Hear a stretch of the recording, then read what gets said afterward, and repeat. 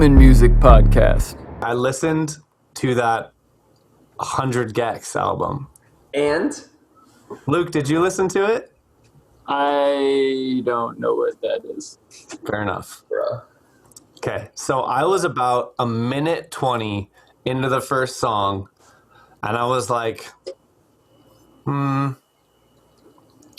of hate this. I might just turn it off.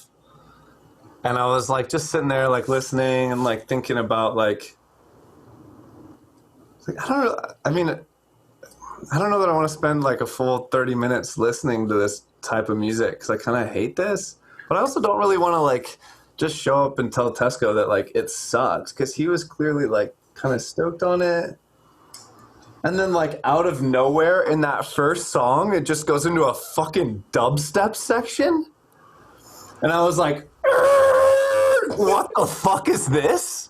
Right. Is this actually interesting? Wait, this isn't just like weird, cheesy, high-pitched bubblegum hip-hop? Oh, it is. Oh my god, but it's so much more. You were very, it's very avant-garde. And that listening to, and then I was like, okay, I'm gonna listen to the rest of this. Still a lot of parts that I hated, but fuck if I don't really, really respect that entire album. So much so that I played it for my wife on Saturday morning. And she was like, what the, turn this fucking garbage off. Like, I hate this so much. Why are you playing this right now? This is seriously so bad. And I'm like, no, but like, no. I mean, like, I don't like disagree. Like, I definitely hate parts of it, but like, it's so unique. Like you have to like appreciate it. And it was just lost. It was like, no, this is fucking garbage. It is. And that's how you know, dude. That's how you know.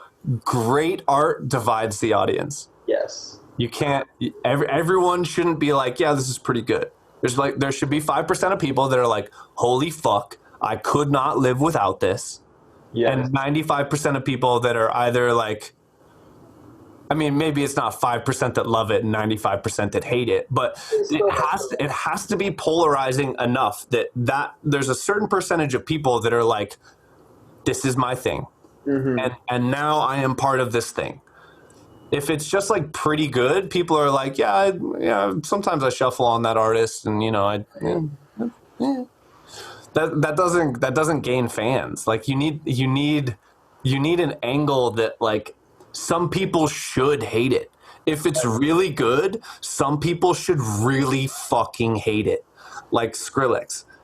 When like he came out with fucking screechy dubstep with like melodic breaks and then just like fucking car alarm sounds and like sounding like the entire song is coming to a crashing halt, and then all of a sudden it's like beautiful melodic and then like super heavy. Like so many people were like, this is just noise and I fucking hate it. And look what Skrillex is doing now. Like he's universally loved for his torchbearing of the dubstep world that we know today.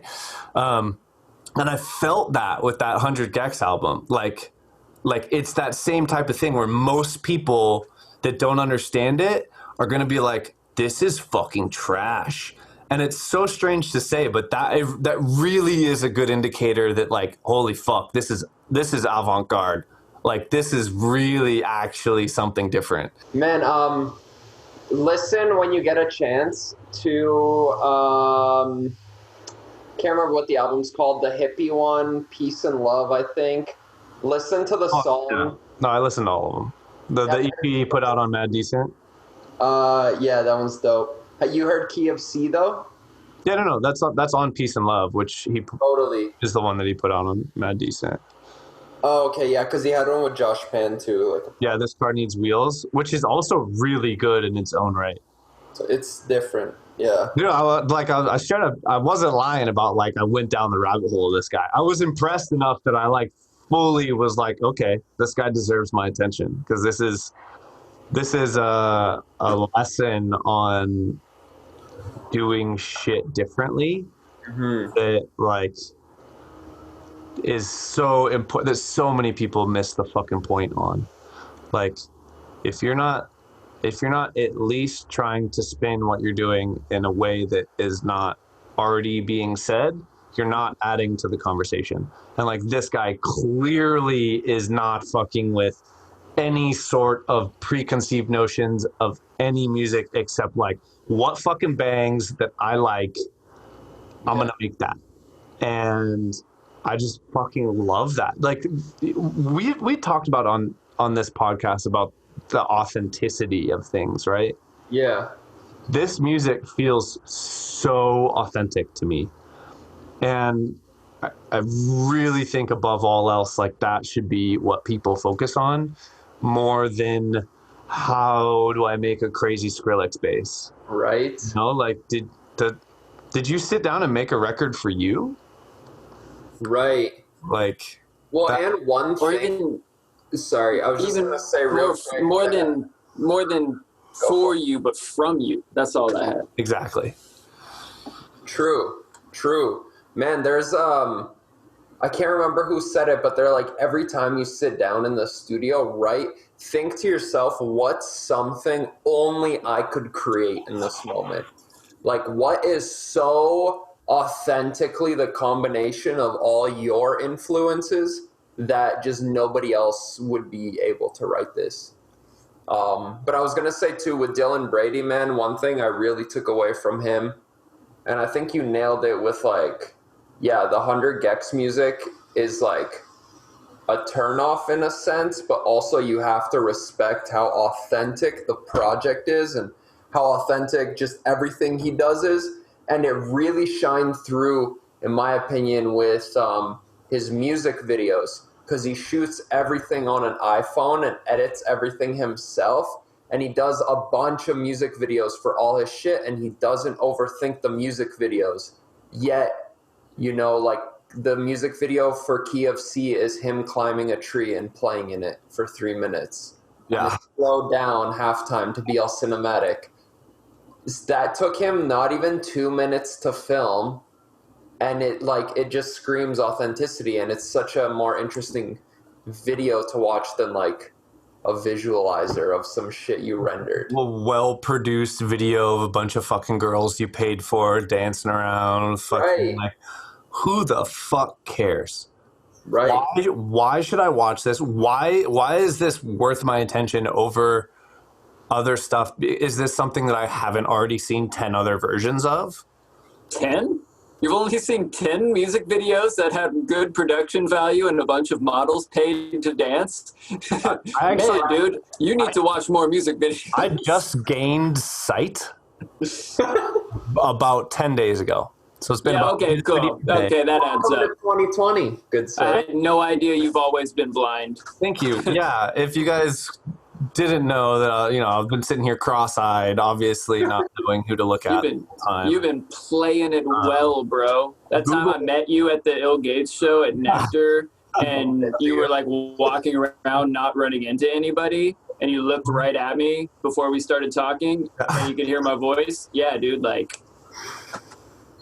Everything's a simulation. I was just running on autopilot until now. I finally got a Google Mesh Wi-Fi system, and it came with a cord that I plugged into the back of my head, and it actually allowed me to see and think for myself. And so from here forward, you might see some different, more interesting perspectives. Shout out. And now that you can see and think for yourself, which social media viewpoint do you want shoved down your throat to the point where you're in somebody else's echo chamber? For real. Your choice. Hashtag freedom. D. America. None of the above. None of the above. Double D's. 2 of the in front. So E, all of the above. Mm-hmm. Yeah. So I was trying to figure out, like, how the fuck this group who, with one EP that was meh, comes out with an album and blows the fuck up. Like, what did they do from, like, a media and content strategy to blow up? And I couldn't find that much info. I know that they both are, like, really well connected in music already independently, but yeah, Laura, does that kind of vocally weird pop, anti-pop, whatever the fuck you want to call it, has been doing that for the last like few years, and then Dylan Brady had his more like hip-hop poppy kind of thing. And then I know they've known each other for a while, and this new album, they played like a Minecraft show or something, and they said after that, like they kind of just threw together a bunch of remixes and people liked it. So you can find like a bunch of like remixes and shit of theirs online, which kind of sparked the fans telling them to come back. And then I think they both use Logic, and yeah, I think it was Laura, like, was not as good before, but now they can like just freely share projects and they're in the same DAW or whatever. So yeah. I think that's how. I know that the Minecraft Fest kind of like was the jumping off point for this new album, but I wasn't convinced that alone sparked enough interest that when this would come out, it had as many eyes on it as it did. Because I mean, it is 100% worthy of attention. Yeah. But coming out of relative obscurity with something like this, I'm so fascinated, like how you get this to enough tastemakers that would tell people, no, I know you think it's fucking bad, but like it's actually really good. Like, how do you tactfully approach that? I mean, one thing is like you can clearly listen to it and you're like, oh, this is a case of like good bad. Like, this is like intentfully sounding like shit. This is intentfully distorting and doing shit wrong and like just cranking that master and doing shit unconventionally, but it's in this understandable pop format. Like, you can very clearly tell by their production that they're clipping and distorting and shit on purpose. Yeah. So I think there is a bit of that factor where as soon as you can tell something's done intentionally, then it's cool. Then it's not like you should take lessons, bro. Yeah. Right? Figure it the fuck out, dude.